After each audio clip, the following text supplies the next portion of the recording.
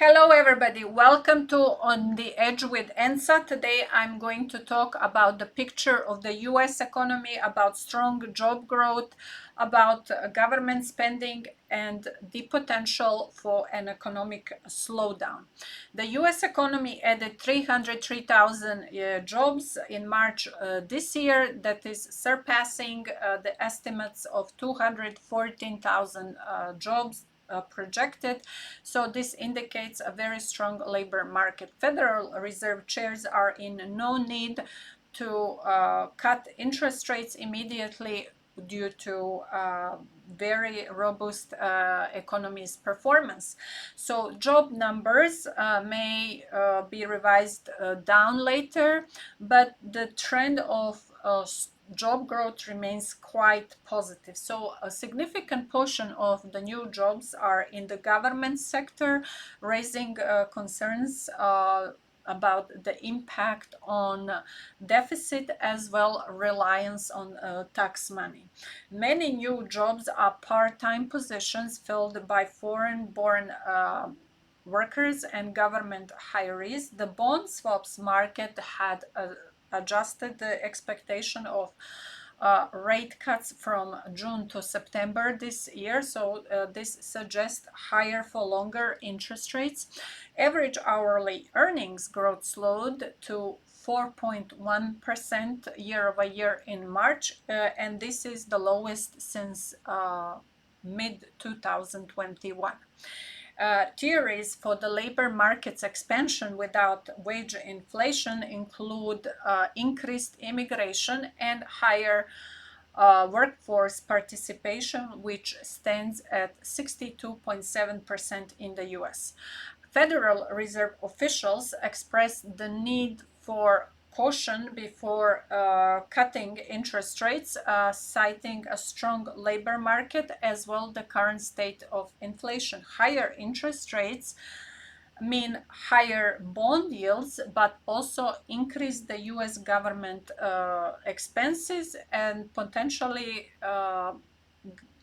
US government debt expense can reach 1.6 trillion by the end of this year. So higher debt expenses could limit economic stimulus as well slow down economy further. The national debt has ballooned to 33.8 trillion US dollars, which is 122% of the US GDP. Well, this is the biggest problem for the country like US, as US is going to pay more in interest expenses on its debt than to fund defense budget. If you take this year in terms of United States actual deficit, how much US borrowed, it was much worse than it should have been. It basically doubled from a previous year.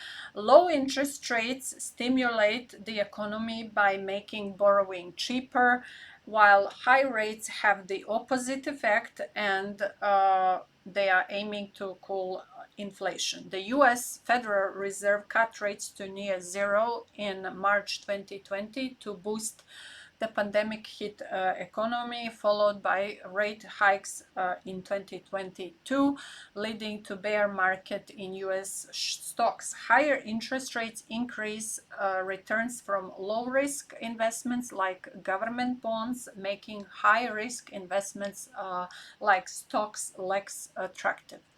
What happened in 2022 as well. The stock market is forward-looking and valuations are based on growth expectations, so higher rates hinder growth, but anticipation of rate cuts has led to a stock market rally from November 2023. The yield curve, which typically slopes up, indicating higher long-term interest rates, has flattened and even inverted, historically predicting recession. An inverted yield curve where short-term yields exceed long-term yields has been a reliable indicator of recession for the past 50 years. The last significant inversion of Treasury yield curve was in 2006 to 2007, before 2008 recession. So inverted yield curve, where short-term interest rates are higher than long-term rates, is causing banking issues and affecting the economy's velocity of money. Federal Reserve is urged to correct the inverted yield curve to stabilize the markets. So Easter spending on candy and chocolates slowed down due to manufacturing costs passing to consumers. The March ISM manufacturing report showed growth, which could question the need for the Fed to lower interest rates, but Federal Chair indicated that rate cuts may still happen this year. Companies might reduce packaging cost and use alternative ingredients, which means cheaper, to manage costs, leading to new marketing strategies. As you may not be aware or not, but Zimbabwe, due to high inflation, introduced a new currency called ZiG, and they did it to address its cash crisis, inflation. ZiG is backed by US dollar and gold, and it aims to lower interest rates, stabilize the economy. Only time will tell if this strategy of the Zimbabwean government will work. Despite higher prices, US consumer spending remained quite strong in 2023, with a notable increase at the end of the year, and credit card delinquencies rose by over 50%, and consumer debt hit record levels, but household debt is at its lowest percentage of GDP in 20 years. Personal savings rate dropped to 3.6% in February, which is concerning, indicating depleted savings and potentially contributing to the rise in delinquencies. The CEO of JP Morgan and Bank of America suggested that the consumer spending power may soon diminish despite previous confidence. As of November 2023, 62% of US consumers live paycheck to paycheck, mirroring last year's statistics. And for those Americans, this means that they need their next paycheck to cover their financial outflows. Among income brackets, 77% of the consumers earning less than $50,000 annually lived paycheck to paycheck as of November 2023, as did 67 of those consumers earning between 50 and 100,000, and 45% of consumers earning more than 100,000. So this indicates that US consumers, in the face of inflation, had adjusted their spending where they can, and they still can see that their financial obligations are outpacing their incomes. So consumers living paycheck to paycheck own nearly 60% of the credit cards in the US, and credit cards can be an important financing option that credit-savvy consumers use to better manage their cash flow, though it is concerning that many of these consumers revolve their credit card balances regardless of financial lifestyles. So revolvers need better solution for retiring the existing debt, and better options for bridging gaps in cash flow. So this is a great opportunity for companies like Lending Club, Lending Tree, to rebalance the playing field and design products that would benefit revolvers by liberating them from the constraints of their existing debt. So rate cuts could benefit US consumers, especially if inflation rises again in 2024. We see that the oil prices are going up from March this year again. So consumers in Asia,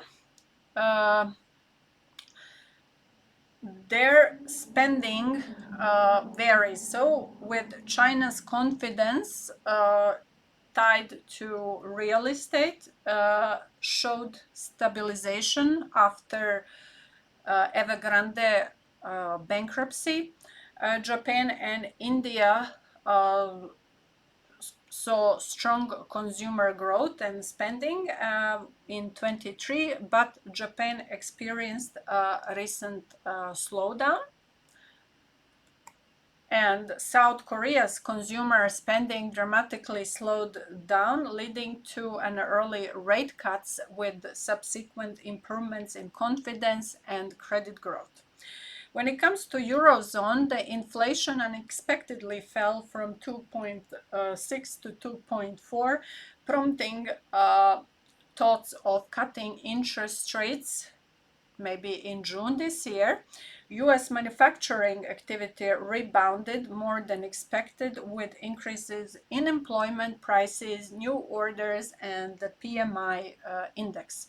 US job openings and employment reports indicate a stable labor market for now, with jobs openings slightly higher than expected. And new jobs surpassing the estimates. So one of the sectors that is less sensitive to consumer spending is defensive sectors like healthcare, utilities, and consumer staples, because they are less affected by economic cycles. Utility companies might offer value despite underperforming, while consumer staples are facing a margin pressure. We know that Warren Buffett has been investing heavily in Occidental Petroleum for the past 3 years, and the stock has performed well because the gas and oil prices went up from 2020 lows. Energy and materials companies can serve as hedge against inflation as well, with oil producers benefiting when consumer business margins are impacted. So materials companies may also gain if manufacturing and infrastructure development remain robust amid consumer slowdown. Technology growth stocks may be less affected by short-term economic downturns if their share price reflects earnings expected several years in the future. However, their valuations are highly sensitive to changes in interest rates. So thank you for watching me today. I hope you enjoy my thoughts and opinions on US economy and policies, and how performance of the company relates to economic cycles and interest rates, and I offered some insights into investment strategies during high inflation. As well, I demystified US high job growth and strong report last month. Thank you for watching me, and please subscribe, like it, and comment. I would like to read your opinions about the current state of economy and potential for the future interest rate cuts. Bye.